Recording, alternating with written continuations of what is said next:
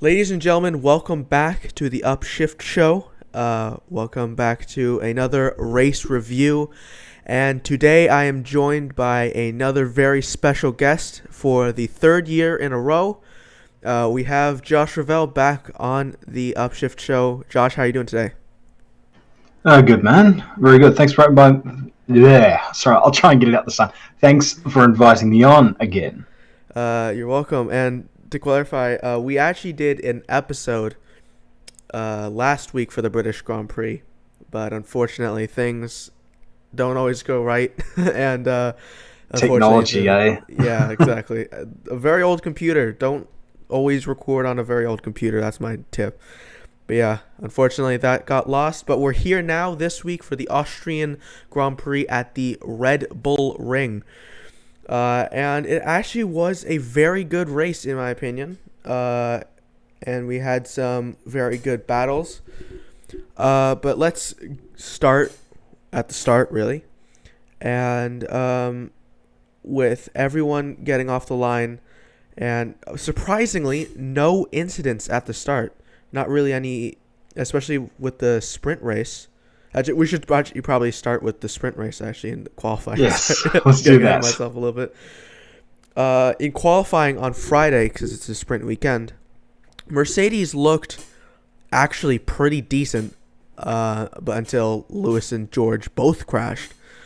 Josh, do you think that this is a very big step up of what Mercedes can bring to this championship, this seemingly now maybe three-way championship battle between Red Bull, Ferrari, and Mercedes, or is this just one of those races where they look good on this track specifically? I think what was odd about this round is that typically throughout the year they've been, pretty meh in qualifying. And then in the race, they've been pretty damn good.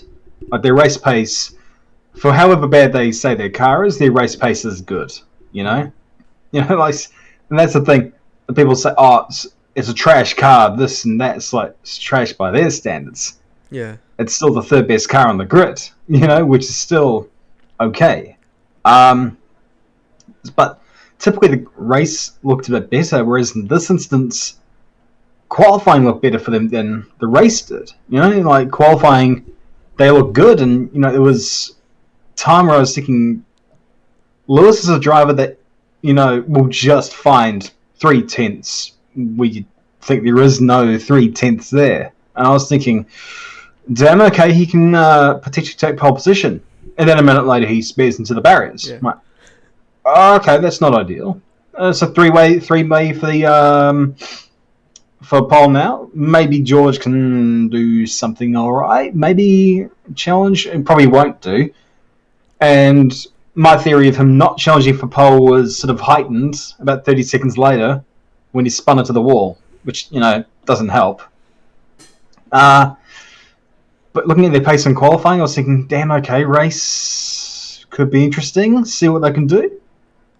They didn't look that good, compared to what we were expecting. So, nah. But, you can also see that their power was not that brilliant, and just in general, they didn't quite look as strong as what you'd think they would.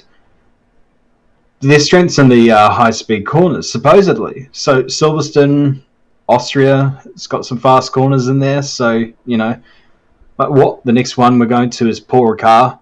And, there are some fast corners on there, but it's not built of them, so who knows? It's going to be interesting to see how they go there. But, yeah, I don't know. There are some I think we all thought Max Verstappen was going to walk this race, because he always does. Yeah. He's just got something extra at the circuit. But the Ferraris had him in this race. Charles had his number. So, you can just never sort of predict quite where people are going to be. And that's what we want after all, we have been devoid of a three sort of team battle for victories. So it's a welcome return to that sort of stuff. Yeah, yeah, it's definitely a very welcome return, and like you said, we want that unknown of where everyone's gonna be, like going into a Grand Prix. But yeah, but what was so surprising for me, I again, Lewis is a driver that's known, like infamous for not making mistakes. Like never, he's always the one that like keeps it very professional. But then to see him like crash, I thought they were gonna be on for pole, in my personal opinion. But then it seemed like they like at the very end of like where they were. Sorry, at very like midway through Q3 where they ended up crashing. They didn't seem like a whole lot faster than everyone else. So it kind of seemed like maybe they weren't on for pole, but then these mistakes happen, and then you wonder like, oh, are they going to be good for even the race? Like, because that's not a corner that a whole lot of people spin at, especially where George, he spun at the very last corner, or was it the second last corner? Last corner. The Yeah. very last corner, yeah. It's not a place where a ton of people spin at. So, to be honest, I was worried for especially the main Grand Prix. I wasn't especially worried about the sprint race. Uh, but yeah, it seems like Mercedes, like on these kind of low downforce circuits, that suits them. So I think they're definitely as a team looking forward to places like Spa, Monza, maybe the Netherlands, maybe. But yeah, they're definitely a more of a low downforce type car. But now going into later into the qualifying, Max Verstappen would end up taking pole position from the two Ferraris, Leclerc and then Sainz. But yeah, it looked like Verstappen, like you said, had the number on the Ferraris, but I don't know. I never fully trust qualifying now. I like last year I always thought like, oh, the pole position's more than likely going to win. There's a very small chance now. But again, like Leclerc has taken the most poles, but he just can't seem to win. But so yeah, it qualifying's never really what you are looking for in a weekend. But let's go now a little bit further into the weekend, into the sprint race. The Mercedes had contact with Pierre Gasly, sending Pierre Gasly tumbling down the order, and I think he finished 15th. But the Mercedes actually looked pretty decently strong, especially George going up to P4. But who else looked strong was Max Verstappen once again. Like you said, Josh, Verstappen just seems to turn it on when he's at Austria, and he never seems to until today. Never really seems to have a foot wrong. Be beatable. Yeah, be beatable. Exactly. Yeah. He never seems to put a foot wrong. So yeah. Yeah. Nothing really to say about the sprint race except I think you tweeted that what I was thinking, Mick Schumacher had an amazing defense against Lewis Hamilton for, what was it? I forgot how many laps it was. Virtually the whole race, which was about 23 laps or something like that. I can't remember. I remember he lost position at lap 21. But yeah, Mick Schumacher, again, scored points last week, nearly scored points in the sprint race. Do you think that this is finally a Mick Schumacher that we all thought he was when he won the F2 title? Do you think that this is a more revived Mick Schumacher? Or do you think that this might be a little bit of luck? This is definitely a Mick Schumacher that has sort of ingrained himself in the sport. Like, I don't know about the F2 sort of comparison deal. I mean, it's a whole different kettle of fish when you get to Formula One. You know, like there's been a few quote unquote fraudsters that have come through the ranks lately and then reached Formula One, and you can't do the same things as what you did in those junior ranks in Formula One. You're going to get found out.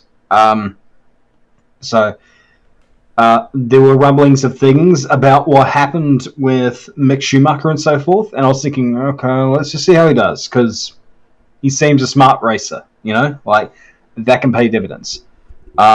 First year, he had the Russian Malfoy dude as his teammate, which was, a farce. And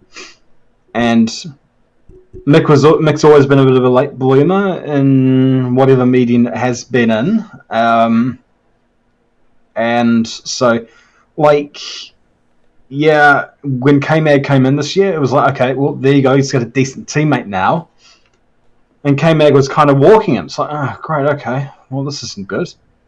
But lately he's been a lot better, made a few mistakes here and there. But the last 2 rounds, he's really come on leaps and bounds out of nowhere. He just seems to have this sort of magic potion to him. We're just all of a sudden, one day he's great. And especially in this race, the sprint race specifically, there'll be people just like, oh, well, Mick's car was faster and so forth. It's like, oh, in a straight line, maybe. But the thing is, it's not necessarily about how fast his car was in a straight line. That was keeping Lewis behind him. It was how he was positioning his car. And it was almost about as perfect defensive driving as you can get.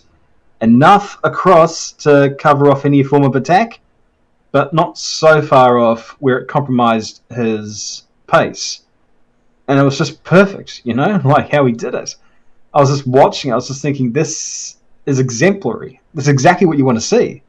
So, yeah, it's great to see that, especially with Mick, because I think universally we all want Mick to do well, and sort of live up to the name he has, which is a hard ask for sure, but at least, get some success. And so, yeah, it's good to see all this. He definitely, or at least arguably, looked the better of the Haas drivers this weekend. And you're comparing him with K-Mag there, so that's a hell of a lot of praise. Yeah, especially going up against, like you said, K-Mag, and he actually has now competition as a teammate that he didn't have last year with Nikita Mazepin. And I think that Schumacher, to be honest, is one of the more loved drivers, more liked drivers now, because he's one of those drivers that doesn't really talk, but when he does, he seems like a genuine guy. So yeah, I think he definitely deserves the success, because he's been, especially last year, dealing with that absolutely atrocious Haas car that was barely fast enough to qualify most of the time. But yeah, in the sprint race, later in the sprint race, Verstappen would end up winning from the 2 Ferraris, again, Leclerc and Sainz. But now, let's get into the main Grand Prix. It was actually, from the first few laps, it actually wasn't that interesting for me. I felt when Verstappen was, it seemed like Verstappen was going to walk away. And I literally settled in and I was like, this is probably going to be a boring Grand Prix. But Leclerc ended up because he fell back, I think it was like a second and a half, 2 seconds, around there. But ended up crawling back and fighting Verstappen for the race lead very early into the race, around just getting into double-digit laps. But yeah, it was a very, very, very, very, very good battle. And I think that, I don't know about you, Josh, but I think this might be, as much as Sergio he's doing well.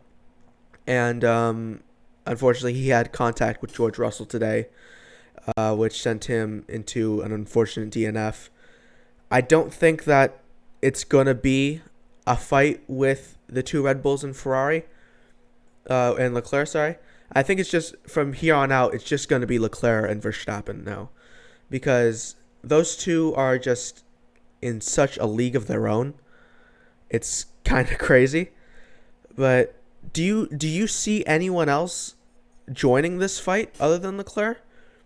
and Verstappen, or do you maybe see Sainz or maybe Perez or maybe even say like the two Mercedes, Russell or Hamilton, more than likely Russell. But do you see them coming into this championship fight at all? The thing is that people's memories are always only as good as the last race. It's not directed at you. It's just in general. Um, like, let's take last year for example. If we want to go there, like the first 3 or 4 rounds. Territory. Yeah, if the first 3 or 4 rounds you would think, okay, Lewis is cakewalk in this championship because the Merc looked good, really good. I mean, yeah, Max probably had the faster car, but the Merc wasn't slow either. It was, at the very least, even keeling. And then in a couple of races, it was just genuinely faster. So at that stage, you're like, okay, well, it's Lewis's 8th championship. But then Max comes in, and then he starts winning and running away. They get to the British Grand Prix, and it's, Toto Wolff saying Lewis is one DNF away from being out of the championship. Then Max DNFs, and Lewis wins. Totally swings the championship. Max wins a few more races, then Lewis and the Merc start to get faster. And then in the last 4 or 5 rounds, whether you want to put that toward the engine, which, let's be honest, was damn, strong. That was a damn meaty engine. But also, that was about as determined and as fast as I've ever seen Lewis. Like, last 4 or 5 rounds of that championship was just some of the best driving I've seen Lewis do, which, as we know, is unbeatable. It doesn't matter who the hell we put in that car, you're not beating that. But it has ebbs and flows, And even in this championship, it's like the beginning of the season, it's just like, oh, well, maybe Leclerc can win the championship. The Ferrari hype's here, Ferrari's good. Oh, but Red Bull have a faster car. And then Ferrari kept on blowing up. And then Leclerc's lead gets spun around. And all of a sudden he's way behind. It's like, oh, Max is winning this now. And then the last 2 rounds, Leclerc in some way beats Max. And then in this race, the Ferrari's faster on race pace. It ebbs and flows. And we're only halfway into the championship. The Merc doesn't look a hell of a lot actually faster in terms of overall performance compared to where they were at the start of the year. Because when you think about it, at the start of the year, they'll be about 30 seconds back in the race for sure. But they were still the 3rd fastest car, and they could still kind of get in the ballpark in qualifying. So not a hell of a lot's changed. But they've got one of the greatest drivers ever in the history of motorsport. And they've got a young Jude Law clone that can also drive a hell of a lot of good stuff. They've got 2 extremely good drivers in there, and all the resources in the world behind them. They have the capability to make this work. And as we know, anything can happen. Point swing, whatever. George is not that far off of Sainz in the championship, or is it Checo? It's either one of them. But it'll be interesting. I think potentially because at some stage the Merc's going to win something this year. It's a given, and when that happens, you have to figure, okay, well, can they factor themselves in? We don't know. So yeah, I'm still firm on who I predicted for the World Championship. But yeah, it'll be interesting to see. I think right now, it's impossible to tell. I think in about 5 or 6 rounds, we're going to have a better idea. And I think then, who knows who's going to be in the zoo and who's going to be where in the overall leaderboard. So, yeah, it'll be interesting to see how this all goes.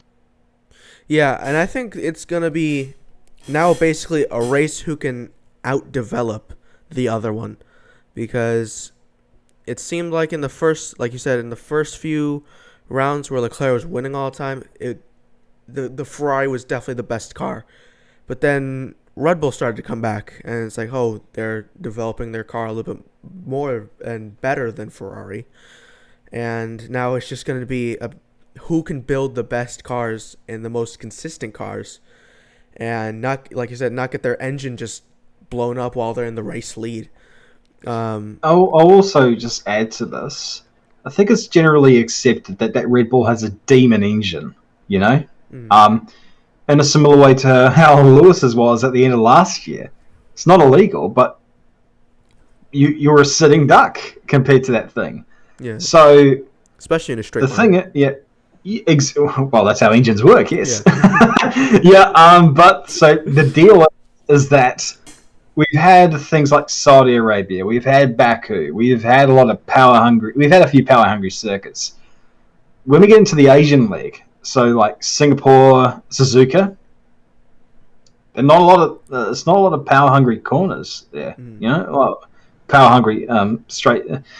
They're not power hungry tracks. There we go. I finally got it out. Yeah, there are going to be some rounds this year which probably won't be as kind as what the others were. Mhm. But then there are some like Monza, for example, the Temple of Speed. It's like, okay, well, you got that Ferrarisi there. You got all the passion and the soul of the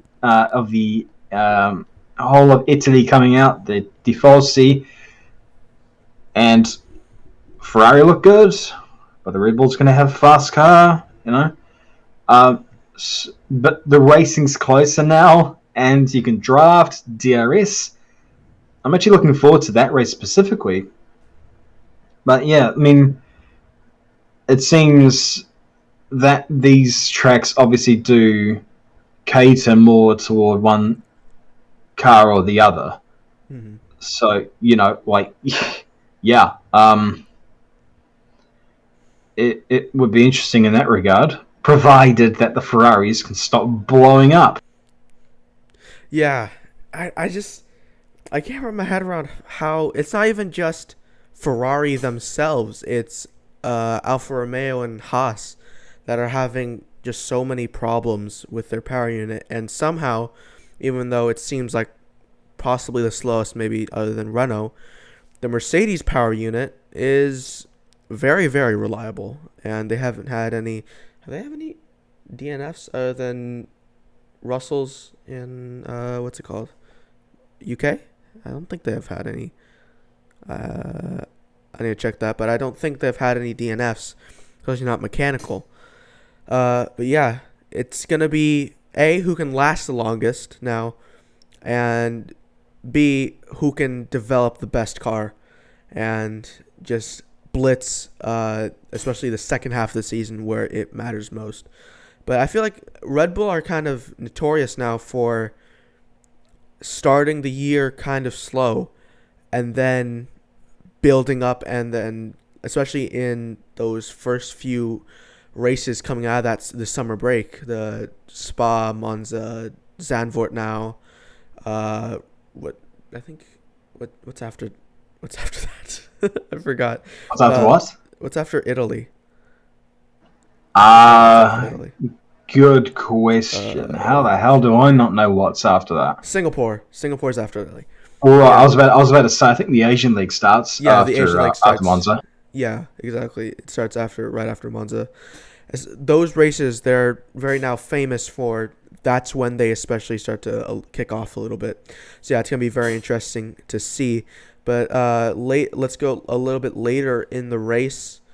Like I said, there are a couple of penalties, like George Russell colliding with Sergio Perez. Do you think that penalty was warranted, by the way? I don't think it was very... The Gasly incident later, that was definitely warranted for me. But the Russell one, I feel like he was kind of pinched to the apex a little bit, and then was collided with. I feel like I don't think it's anyone's fault, but I think it was just a racing incident, in my opinion. Yeah, I would say it's a racing incident. You know, like, and I mean the thing is this, like, if you take the cops incident from last year, you know, I thought it was a racing incident too, but the exception I made was that I know that the rules of racing conduct are the overtaking car has to execute the move cleanly. You know, they have ultimate responsibility of making sure it's done cleanly. And again, it was just a case I thought of, just full fuel, lukewarm tires. It happens. There's nothing in it. It's a racing incident, but by letter of law, you do have to issue a penalty for that. With the Albon incident from last 2 years ago, where Lewis snagged the right rear in a very similar way. Lewis was a bit further from the apex, than what George was. So you could see how you would issue a penalty for that, because he probably could have done a bit better. In this one, George was very, very close to the apex. It's a very fine margin between these two incidents. But the reason I brought up the passing maneuver ruling etiquette thing is because the person on the outside in this case was the passing car, not the one being passed. So it's a bit tricky to adjudicate that. I suppose in the way of consistency, sure, issue a penalty if you must. I just thought, it was very, very tight racing there. Like, I personally wouldn't have issued anything for that. But it's all immaterial, really. At the end of the day, just got to move on. Yeah, I think. Yeah, like you said, it's a very fine margin, and it's. I can see why they, They issued the penalty, because I guess you can say that George drifted wide and hit him. But yeah, it's the rules are kind of can be bent now, it seems, into different situations. And another thing I want to talk about is the track limits that were insane throughout this whole weekend. Where was it? It's the white line now. I'll put a picture up on screen. White lines. White lines are the limit. Yeah, which is why Frank Montagny was banned from Formula E. But in this instance, with the track limits, honestly, especially in Formula 2. I don't know if you saw the Formula 2 race.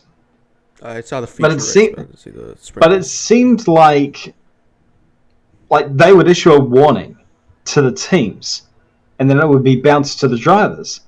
But in that time, they didn't, the officials didn't think maybe there would be a delay between issuing the message and it getting sent to the driver.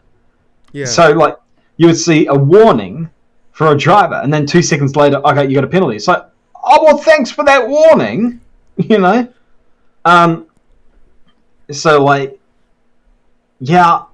And then in this one, it was kind of similar in a way, with just how they're being dished out. But, I have seen people say, oh, it's going a bit over the top. It's like, well, no, it's a line in the sand. Literally, a line in the sand. The rules are rules. They've said you stray over the white line, that's counted as going out of bounds, and you do too much of that, then you're going to get a penalty. It's pretty simple. There's no tolerances anywhere. But I feel like I just have it here that they're in the. Was this in the? Yeah, just in the Grand Prix alone, there were 43 track limits incidents. So I feel like if it's that much in an hour and a half, 2 hours of racing, I feel like you need to, maybe look at it and say, especially in the corners the final 2 corners where it's high speed and kind of tight on the exit, you need to kind of lessen those, keep it on just maybe on the red and white curb and not the white line, in my opinion. But or Get rid of everything. You could get rid of the artificial turf and the asphalt that surround the boundaries of the circuit, Yeah. and have it in the big runoffs. Sure, to slow the cars down, but people are going out there because they can go out there. Yeah. You know, like if you don't want people exploiting the outer regions of the circuit, don't make it possible to exploit those outer regions of the circuit. Like Formula One and FIA say, "Oh, you've got to design a circuit like this," and then they design a circuit like that, and they're like, "Oh, why are people abusing track limits?" It's like, Yeah. well, yeah, let's think about that. Why would they be doing that? Yeah, you designed the track. It's like, what did you expect? Yeah, we need that. We need that meme that guy getting shot in the chair looks to the camera. Why would Formula One do this? You know? No. Like personally, for me, it was pretty clear cut what the rules were, and if drivers got caught out by that, you know, it's their own foot they shot. You know, strictly speaking. I don't know, but if they want to be lenient toward this, then the ball's in their court over that, you know? Yeah. Yeah, but also, I don't know. It seems like if you have a ton of incidents, I feel like you should just maybe bring it back a little bit. But also I want to talk about also the rules again, like with the rules kind of being different. In a sprint race, Alex Albon, I believe, forced Lando Norris off into turn 3. It was, I believe, right? Yeah, kind of forced. Yeah, But then I would say that was a bit sort of neither here nor there. That one. The exact same thing happened to Lando Norris again when he was in a fight with. Was it Magnussen, Joe, Alonso, all those guys? The same exact thing happened to him. And then he got a penalty for going off track and gaining an advantage, which it's the exact same incident. And yet the driver that in the first race was penalized because he forced him off, quote unquote, forced him off. Like, I agree with you. It was very marginal. I don't think he forced him off and like basically buried Lando in the gravel or anything or something like that. I'll say this though. It's just like, I mean, I don't agree with the penalty necessarily with Albon for forcing Norris off. However, did he get a penalty for punting Seb off the track? Yeah, he did, unfortunately. How long was that penalty? Also a 5-second time penalty. So he got 10 seconds in total. 5-second penalty for something that probably cost Seb about, what 25, 30 seconds? Yeah, probably. But to be honest, I don't... Maybe it's my Albon bias, because I love Albon. How dare you? Yeah, I can't have a favorite driver anymore.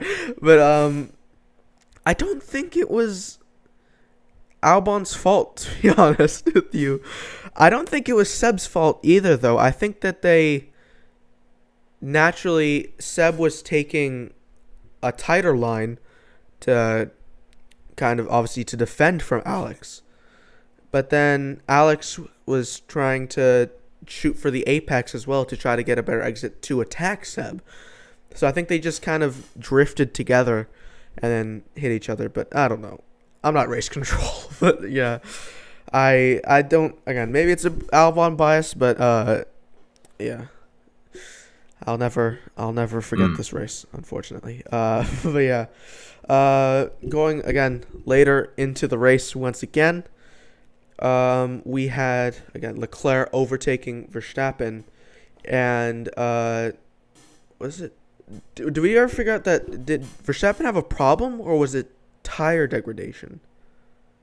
I think tire deg was a bit high. Tire deg was a bit high. But it's a bit worrying. In general, it did look like Ferrari were just faster on paper that day. Yeah. You know. Yeah. I think there wasn't really too much in it, really. Like. Yeah, because if anything, the Ferraris had more problems than the freaking Red Bulls. Yeah. Yeah, which is something we'll talk about now, which is Carlos Sainz DNFing again when it looked like he was in a perfect place to take P2. again, and I'm so sad. I thought he was going to take a P2, and I was like, oh, this is finally a result that can bring Ferrari back into the Constructors' Championship to get kind of a bit closer to Red Bull. But Sainz ended up retiring with another mechanical failure. Again, if you were Ferrari, Josh, is this something that you will worry about for later in the season, around like Abu Dhabi time, or do you think that you would just put your head down, develop, try to make the car as fast as possible, or invest a lot into the what's it called, the reliability of your engine? I mean, this is Ferrari. Like, I'm sort of that Ferrari. I'm that sort of F1 fan that is almost comfortably used to a Ferrari blowing up whilst leading a race.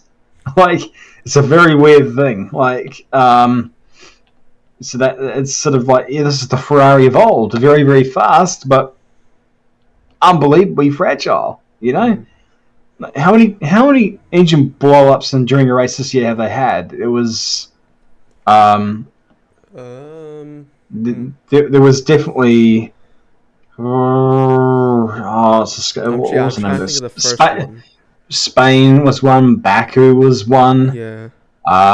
Then we had this one. Well, it wasn't necessarily an engine blow up. It was straight up like explosion in the back of that thing. Like, that was the Krakatoa of engine blow ups, and it set the damn car on fire. So yeah, like, it was crazy. I remember they were on the onboard, and then the instant he slowed down, I'm like, you gotta be kidding me. That's exactly. Another PU explosion, and then you just see the blue smoke. And my flatmate is sort of, he's Italian, so he's very passionately into Ferrari. Yeah. And I just looked across at him watching the broadcast, and you could see like the eyes of horror start to come in, the Italian panic, and it's like he knew at that time. It's just like, what about Charles? Yeah, and that's what I was thinking. About a lap later, after that, you see Leclerc radio, and you're like, oh no, like. There's something wrong with the throttle. It's like, don't just hang on for 10 laps, please. Like I said, I was watching on the onboard, and I was like, he's not accelerating out of this corner. It's like, oh, he's braking. Oh, he stopped. And it's like, it's so disappointing because he was on for such a good result, and God, why can't Ferrari be good? Why can't they just? No, they are. To be fair, Ferrari are good up until they're not. Yeah, exactly. They can be good, but then they can also be very, very bad. It's never any. They can be very, never very in the middle. Themselves. Yeah, it's either one extreme or the other with Ferrari. Either they win a race or they blow up, unfortunately. But yeah, it seems like it's that. Again, the Ferrari power unit, I wouldn't be as worried for it if it was maybe just Ferrari. But like I said before, it's affecting Alfa Romeo. It's affecting Haas. It's affecting their customer teams now. So yeah, it's very worrying for me. I don't know what's going to happen, obviously, in the next few races, but it seems like Ferrari, especially thing is, it happens to Leclerc sometimes, but it seems to... Maybe it's just Ferrari's bad luck, but it seems to follow around Sainz more now, where it just seems like he'll never have great luck except last race weekend. When he's getting into a good result, either something weird happens where he spins around and crashes, or he has an engine blow up. So unfortunately, it's sad. I really want Ferrari to win this championship. It won't be the last time a Ferrari goes boom this year. For sure. But, I mean, with that in mind, if Ferrari have to back a winning prancing horse, I think we have to be real here. Sainz isn't quite on the level of Charles. No. And the Ferrari should just be themselves. Pick a favourite. Go on, as you always do after all these years. But let's think about it, Ferrari. You got a fast car. It's a very gorgeous car. You got an absolute stallion as one of your drivers, and your engines constantly blow up. This is classic Ferrari. The final ingredient: picking a favourite. Exactly. That's all you got to do for it to be a perfect Ferrari season. Whether you win or not doesn't matter. Just pick a favourite. Just be biased and Italian. That's all that we ask you to do is be flawed. Go on. Be flawed to be perfect. That's the Italian way. Yeah. I think.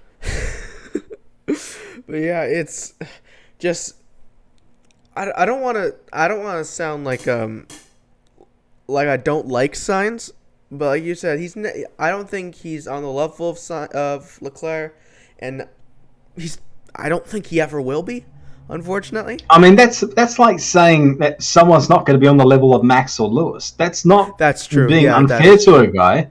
It's a high bar. They are the benchmark. Yeah. I think he's going to win races, but I don't think he's going to challenge for this title anytime soon. But yeah, it's just, like you said, pick a favorite and just be yourselves. Just do it. We want that. Just let Leclerc win everything. Just piss off Sainz. It's fine. He'll leave in a year or something like that.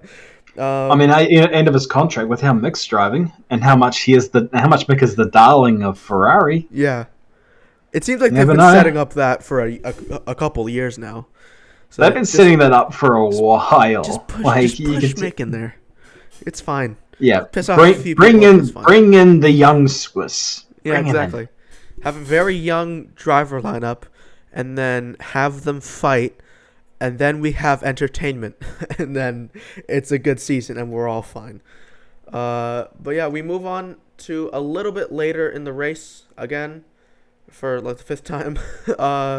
We go to, like you said, Leclerc then having problems with the throttle being stuck at like 20-something%, they said, around 20% throttle. And like you said, my heart just dropped when I saw that. I think we all... I didn't hear him because his French accent is so French. Very thick accent. You know, like, so, all I heard was something throttle. It's like, yeah.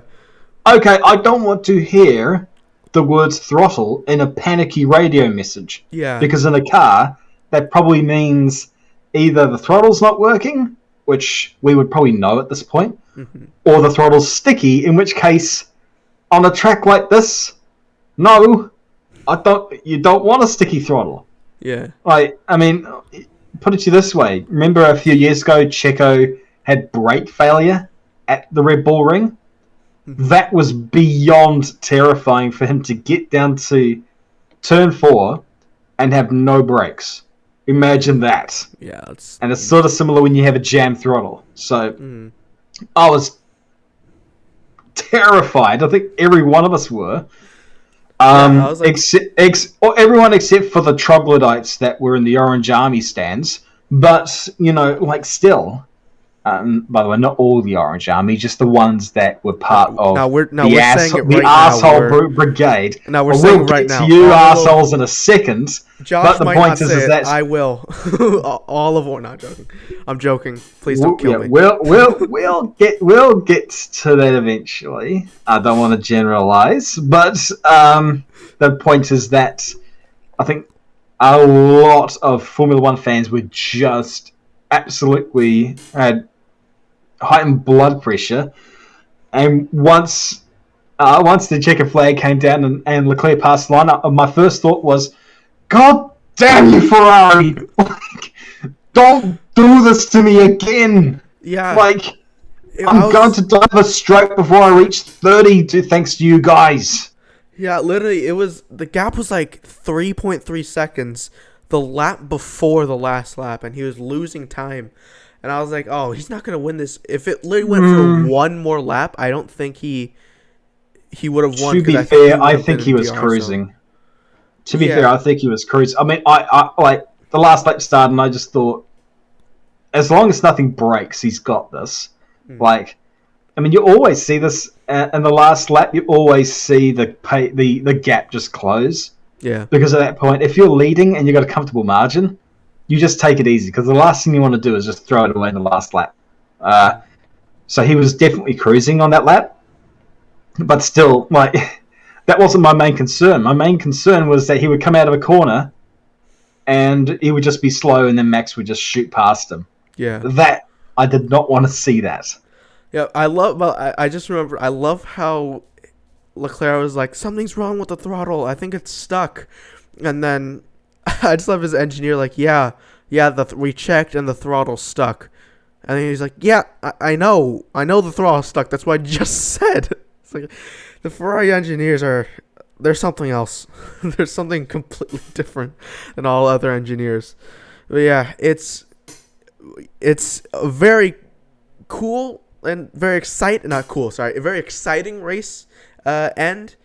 But yeah, I was scared that he was going to try to brake and then it just would cancel out with the throttle and then he would just go spewing off. But thankfully, that never happened, and Leclerc ended up winning the 2022 Austrian Grand Prix. And they all lived happily ever after. Isn't that how it is? Formula One fans living happily ever after, I don't think that's theoretically possible. No. That's a whole nother mess. Yeah, I need to stop saying that. But yeah, the top 10, I'll go through real quick. Leclerc from Verstappen to Hamilton to Russell, Ocon, Mick Schumacher, Lando Norris, Magnussen, Ricciardo, and then Alonso finishing the top 10. Josh. Where did Ricciardo finish, by the way? Ricciardo finished 9th. Ninth. He finished 9th. Okay. Actually, in the points, surprisingly. He didn't have McLaren to kind of interfere with him. And they are railroading him. They are seriously. They are doing the Andrea motor on Ricciardo. Just leave, man. Just leave. It's so clearly not working out. They're trying. Go. They're trying. Like, look. The thing is this. Okay. Sorry to cut you off, but it wasn't Colton Herta like just testing in Portimao. They're testing him right now. Right now. Like today. As of recording this video, they're testing him at Algarve, and like. The thing is that this is all very convenient timing, isn't it? Yeah, exactly. Like, remember where they were talking about Ricciardo's contract and so forth, and it was conveniently brought up that his exit clause could only be put down. I'm going to try to speak English here. Can only be invoked by Ricciardo himself, and that McLaren can't do it.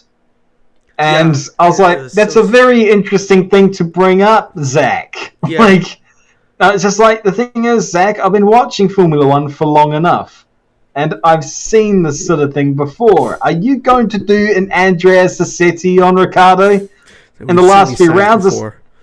And I don't believe in a lot of conspiracy theories in this thing that like a lot of fans bring up. There are just some conspiracy theories about everything nowadays they want to bring up about corrupt officials and stuff like that. It's just like, look, you're looking into it way too deeply. But in this case, it's like, yes, it does look pretty damn evident. Like, and the thing is, we've seen this before in the same way, in the same manner, for the same reasons. Because they can't get rid of a driver. So what? How can you get rid of a driver? By getting him to leave. How do you get him to leave? By sending him the message, we're not letting you race. You know? Yeah. So, yeah, I think if Ricciardo's still there at the end of the year, then I'll be surprised, frankly. Zach Brown really wants Colton Herta in there. They're testing him. They'll still test him.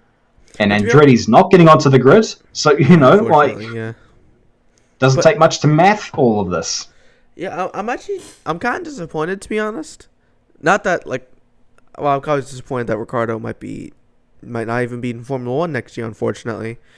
But I'm surprised that they're going with Colton Herta and not Pato O'Ward, who they, already have in their whole McLaren system, in their McLaren Aero IndyCar team, and he's also ahead of Colton Herta in the IndyCar standing. So if I was McLaren, The I thing, the would thing is, the thing is kind of that like going by, um, point standings like that can be a little bit misguiding. I mean, I love Pato. The dude's fast as all hell, and he has probably been done dirty.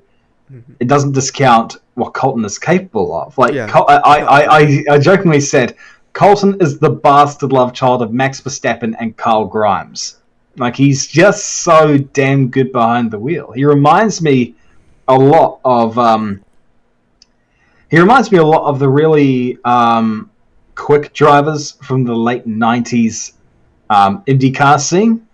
People like Montoya, Greg Moore, Gonzalo Rodriguez, um, like Jacques Villeneuve, even just talents that you look at and you just like they can drag a lot out of the car. They got a lot of good natural talent, and we want to see those talents in Formula One.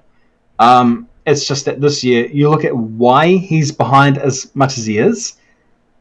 A bit of that's down to Andretti, a bit of that's down to Honda, and a bit of it's down to him as well. But still, though, sometimes you have to look on the track and see what a driver's capable of, rather than just looking at a point standings and be like, "Oh, well, he's crap," you know. So um, it's definitely warranted, but yeah, like you got to hope that he's good at developing a car, you know. Although I think reading Colton as a driver, I'm not entirely certain that developing is necessarily his highest skill.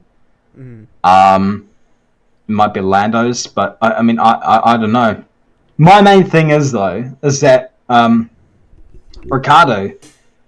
Ricardo basically said he didn't give a crap about developing a car. And when I heard that, I thought, well, if I was Zach, I'd tear up the contract right now. yeah, McLaren aren't a top team. They need to become a top team. But if you've got a driver who's you're paying tens of millions a year saying he doesn't care about developing a car, that's not the best interest of the team. yeah, So, yeah, but if you get a young rookie in there who's willing to prove himself and dedicate himself just to get a chance and pay him less than what you do for your other guy, I mean, stands to reason. yeah, yeah. It's like that. You said that comment of like not really caring about developing a car. That will not just not sit well with the team you're at. It will won't sit well with any team at all. So yeah, unfortunately, I do believe that Ricardo's time, at least at McLaren, seems to be up. It's going to be up very soon. And yeah, wouldn't be surprised if they announced that like Colton's going to replace him for next year, or maybe even after the summer break. Maybe I don't know. But he's been so far off the pace of Lando. It's kind of crazy because Lando already has a podium at Imola. I'm trying to check where Lando is sitting on 64 points right now, while Daniel is at 17. So yeah, he's been nowhere near his teammate, and people will say the thing about a lot of I'm not like Josh said, I'm not gonna generalize here. I'm just gonna say some Ricardo fans, not all of you. Some Ricardo fans, I think they're blaming a bit. They're not giving Ricardo blame. I think a lot of people are blaming everything else but him, and I think that people need to kind of accept that he's still a very talented driver and a very speedy driver, and he's proven that, especially last year, winning at Monza, and he's proved that he still got it. He still has the talent to be a Formula One driver, but it's just him and the car aren't a good match, and he can't drive that car, especially not in the way that Lando drives it. Unfortunately, and I'm wearing it's gonna be coming off weird from me wearing a Lando Norris hoodie. That's not gonna go down extremely well. Yeah. I So, just yeah. don't understand. I don't understand this team. How can they make a car that doesn't suit either driver? Yeah. What kind of Formula One team is this? Yeah. It's and then them saying they're not going to develop the car anymore. Sorry, not develop. They're not going to upgrade the car at all anymore. Basically, that this is what they have is kind of worrying now Didn't because they do the same thing last year? Where they said we're not developing the car, we're focusing on next year? yeah, And they get to this year, it's like, oh, we're not developing and this. It's it's like, much oh, worse. well, okay, what is this, third time lucky? Yeah, Is this how it is? Or, well, are you like me with Lance Stroll winning things? You're like, it'll happen this year. This is going to be our year. Like, and it never is because they're too slow. And so is he. Everyone's too slow. no. Aye, aye, aye. Yeah, but All respect to Sir Lancelot, but no, like I just Goat. yeah, it's a bit like hearing the rumors that South Africa is going to replace Spa on the schedule. It's like I'm happy, yeah, but I'm sad at the same time. Yeah. I don't know how I'm supposed to be feeling about this. Colton Herta Yeah. coming in, great. Daniel Ricciardo leaving. yeah, Oh, not great. No, can't we have both? yeah. Can't we It's- have 25 races on the calendar and burn everyone out? And Yeah. also at the same time, bring in another Formula One team, have logistical issues, cost Yeah. hundreds of millions of euros, all for the sake of just having these two people in here. Please. Yeah. Okay, if we anyone can't from- have nice things. If anyone from Williams is listening to this, make Latifi. What I want you to do is hire Ricardo for next year. Oscar Piastri, he can go somewhere else. That's not gonna make people happy, but make Latifi your reserve driver. Keep that money coming in, but hire Ricardo as a second driver, pretty good driver, and then be pretty decent PR, and it's a win-win for everybody, and we get to keep Ricardo in Formula One. So just if you're listening, or actually maybe Aston, like an actual place might be Aston Martin in case Sebastian Vettel ends up retiring. But yeah, again, the driver market now, especially for next year, is gonna be kind of chaotic, I think. Congested. I mean, there's Yeah. there's so many good prospects in there. Yeah. We got Logan Sargent coming through now. He's looking like $1 million. Oh yeah, I want to talk about.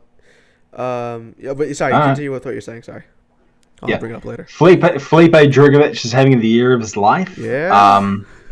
Teo Porcher, I still rate him very highly, but Mechachrome is being Mechachrome.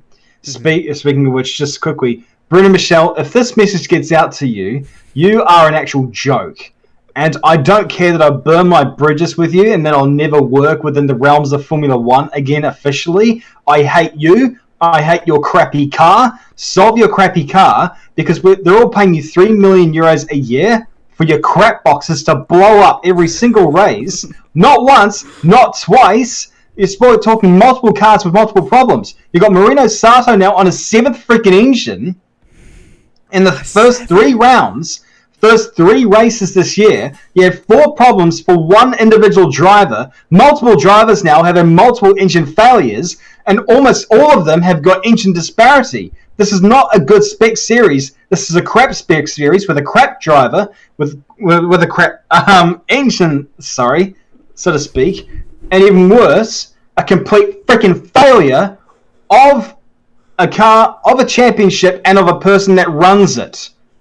Do us all a favour and drop your Mechachrome project in lieu of someone who's actually going to build a proper car and a proper engine, because we've all had enough of it and these drivers deserve better.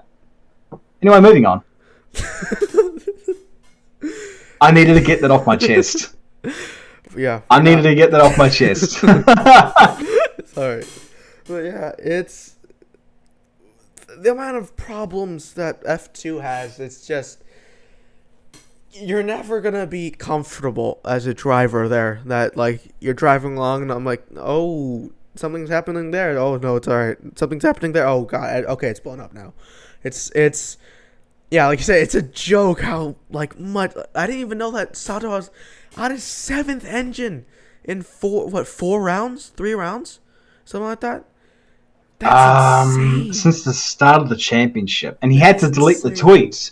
He had to delete the tweet because that spud-faced Oh, Frenchman told him, take it down. yeah, You're making our championship look bad. No, Bruno, your crappy cars are making your championship look bad. yeah. You It's know, you.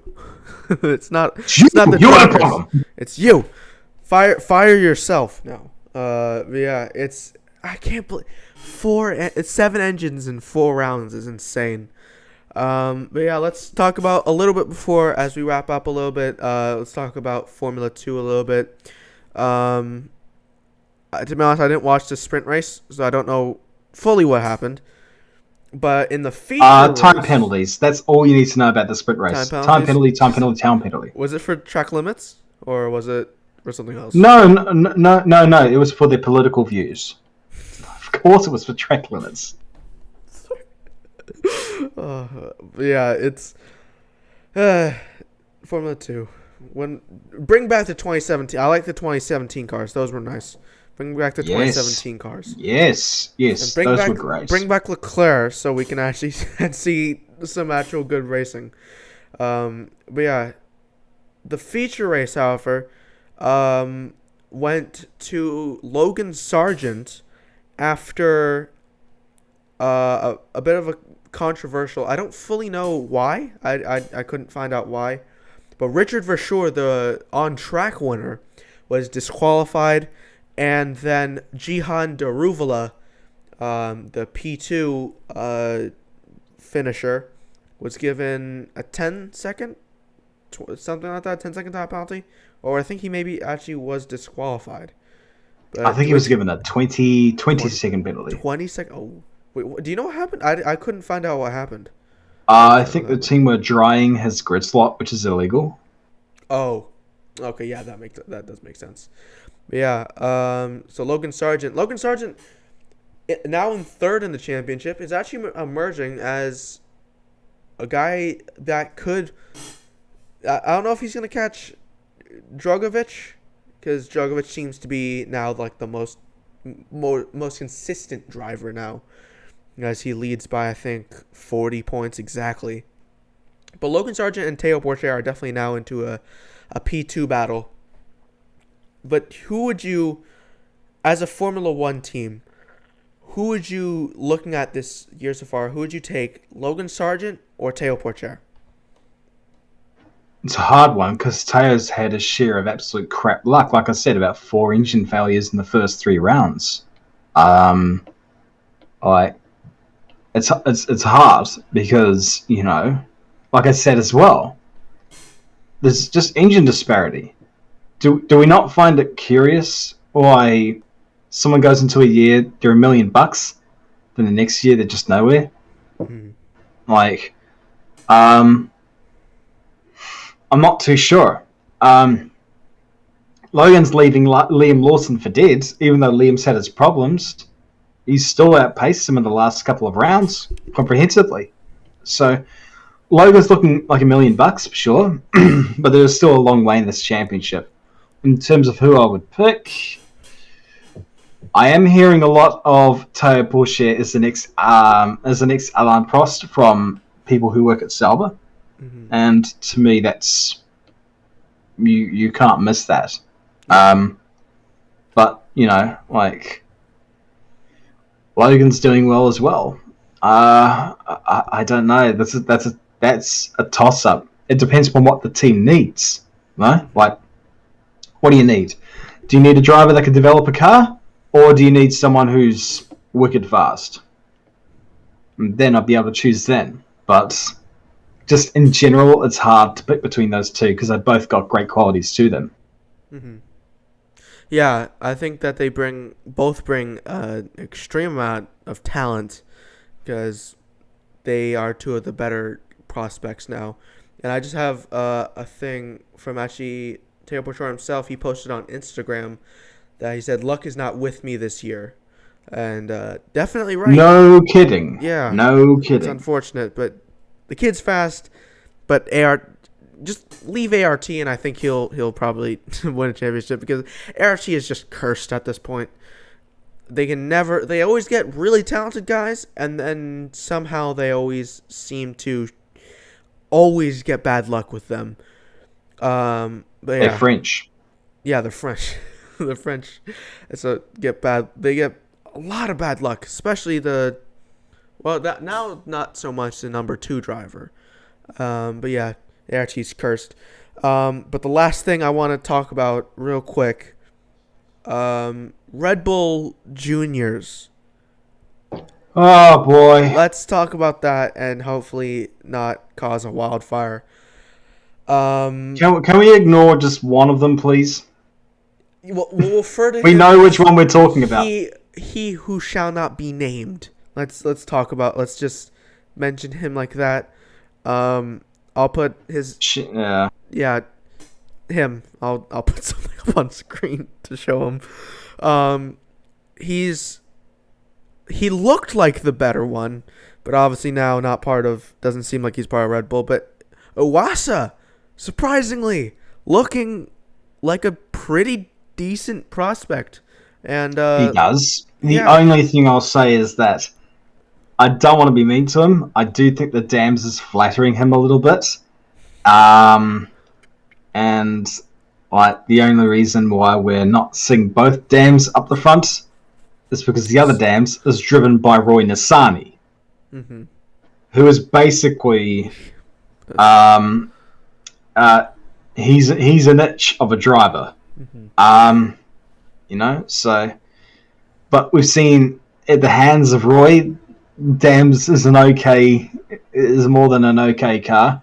Although Iwasa himself, you can see that he's got something to him. Yeah. For sure. I doubted him. I really doubted him. In the beginning part of the year, I ranked him, I think it was like A, B, C, and D, and I think I ranked him probably C or D. And now I feel I feel really bad about that. Yeah. You see, that's kind of indicative of the Spec series, though. You call it a Spec series. And then you wonder why all of a sudden drivers have breakout years. It's like, it kind of tells you that this is not an equal playing field. Yeah. Like, there are better teams. Well, it's not just better teams. It's about engine allocation as well. Yeah. So, yeah. Wasa got good reps on him. Isaac Hadjar is doing great at the moment. I think he's fantastic, but we'll just see how he goes. Because we don't want to get too ahead of ourselves. We continue to do this all the time. Say this is the next big thing. The next year he's sort of nowhere. Yeah. Then he has one more good year in F2, and then he gets to F1 and he drowns, and then 2 years later he's out of F1. Yeah. Let's just see. He's looking good though. Hauger is a fan of the channel, so all I'll say is I like him. Yeah, we love That's you, where it Hauger. Nah. Hauger, he's a bit of a sort of slow evolver in a way. Like, all I'll say is that, he's showing some potential. That's where I'll leave it. Jahan Darivala,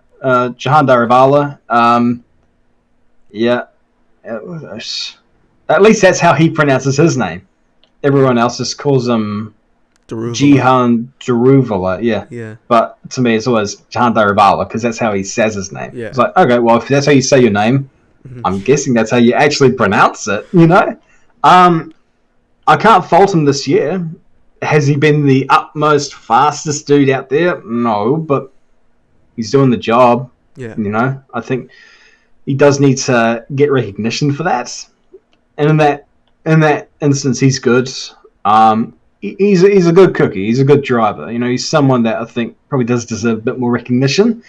But the problem is he's in amongst all these other Red Bull juniors who have a lot more hype to them. So it's a tricky one.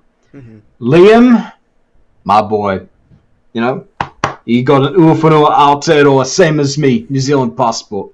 Always got a. I'm always impartial right up until someone's got the same passport as me, in which case, okay, screw it. No, you're just the best driver to me.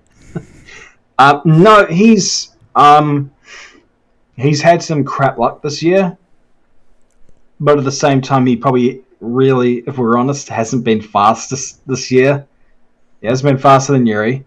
He's getting beaten by Logan, so it's damning in that regard. Yeah. Otherwise, if someone's definitely faster than the other, it'll be plain to see. Mm-hmm. And it's not the case with Liam, so it's a bit concerning there. Did we miss anyone out? Apart from, I don't want to talk about furry lips, or however we're going to call Well, them. he said his name, so now we can't say it like 2 more times. We're going to summon him or something like that. But yeah, furry lips, as you say. Is he suspended or is he terminated? I don't. So the way it works is that he was terminated from his role at Revell Racing, which is not the same as the Revell Junior team. Revell Racing's its own thing. Yeah. The Revell Junior team are directly attached to Revell. Yeah. So they're a separate thing, which is more sort of a continuation of what RSM Marco was, which was RSM Marco was its own team. So, with how this is all being worded, I think right now Red Bull as a whole don't want him in the F1 team.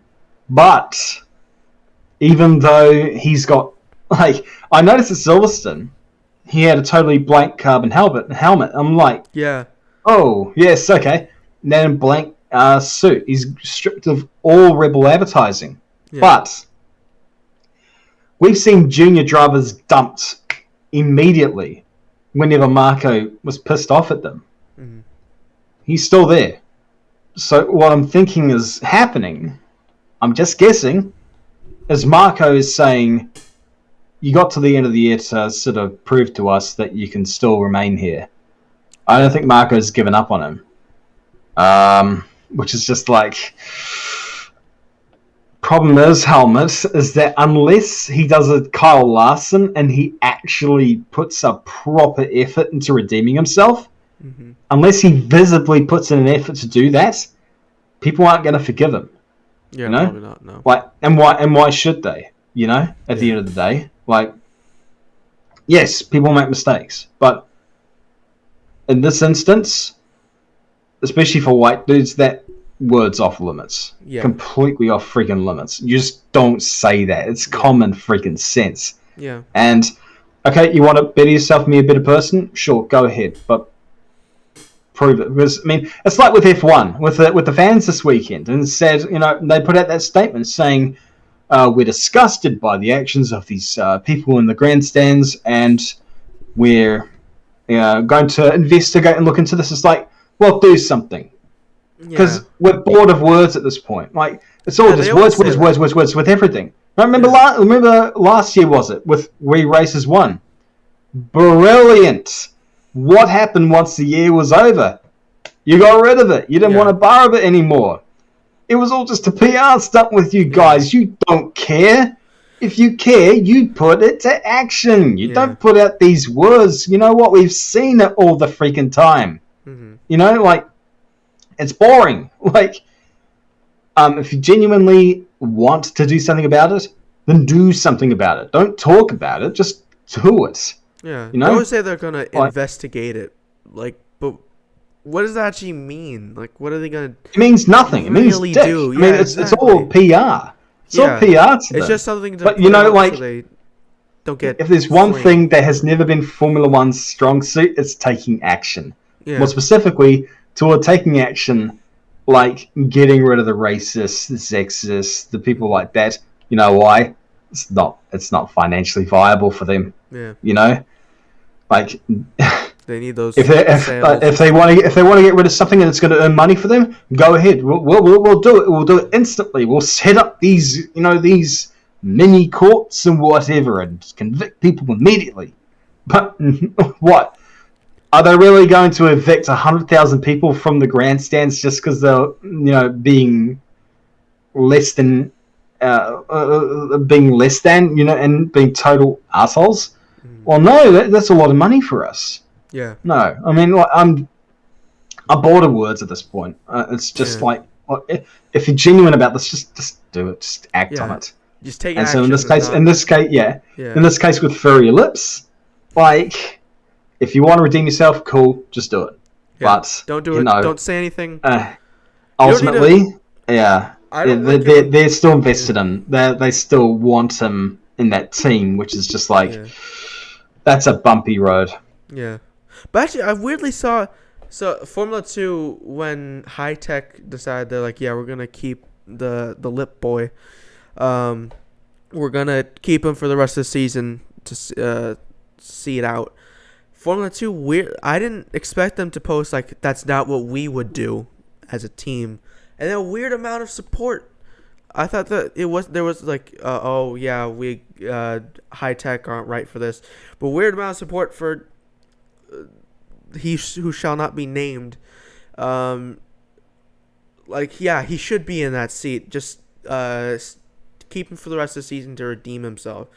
And while I do agree that he should have a chance to redeem himself, it is a very slippery slope, especially for a racing team to keep a very now controversial person.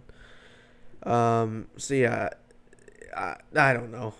It's just I don't know. I don't like it when, especially athletes or like celebrities, they take that whole process of being a better person public, and then they're like, I'm bettering, like I don't know, maybe I'm I'm not fully there, but like Yeah, it I mean, just seems I don't know, ingenuine. like, like I said, like I always live by like, whatever you believe, just do it. Yeah, Don't talk about words. yeah, Words mean dick. yeah, Like you put out a tweet saying, "Oh, I hate this." It's like, well, I hope you do. Like, but I mean, otherwise, it just goes along with like it seems like the monthly. Oh, I'm shocked at this. I'm shocked at that. It seems to happen every month with this stuff. yeah, Like I'm bored of it. It's exhausting. And it's yeah, embarrassing as an F1 fan to see these animals that acting this way, and yeah, it's degrading the sport. It's pushing out newer fans. It's awful. yeah, But especially with furry lips, we're not hearing much. mm-hmm. We didn't hear a hell of a lot either, though, from Kyle Larson right up until a point. But he actually did put in the effort. So Mm-hmm. my viewpoint is just let's just see. Yeah, Because if he ends up getting to F1, at that stage, I hope that he's actually made a difference to himself and to the community who he offended, all this stuff. But, that's his own journey, really. yeah, And also for Red Bull, they can't afford any more PR black eyes. mm-hmm. Whether directly or inadvertently, the reality is they've been in the center of all these issues regarding this very sensitive issue. They can't keep on going about it like this. They can't just turn a blind eye, like, because it's turning so many fans off. So, yeah, again, I'm just holding fire on this, holding judgment, whatever you want to call it. It's just like I believe in people redeeming themselves, but they've actually got to prove that they want to actually do that. mm-hmm. So it's quote of the day: words are meaningless. Yeah, yeah. Just do what you have to do, and you don't really need to say anything. But yeah, I think that's all the time we have for tonight. Thank you everyone so much for listening. Of course, go check out Josh. Everything that he does and all his social media will be in the description below. And so will all my stuff, so you guys can attack me personally on a more personal level, of course. But yeah, thank you everyone for watching. Go subscribe to him. Go subscribe to me, hopefully. But yeah, have a great night, and I'll see you all later. Bye-bye. All right, we're good. Yeah. Woo! All right, now I've got a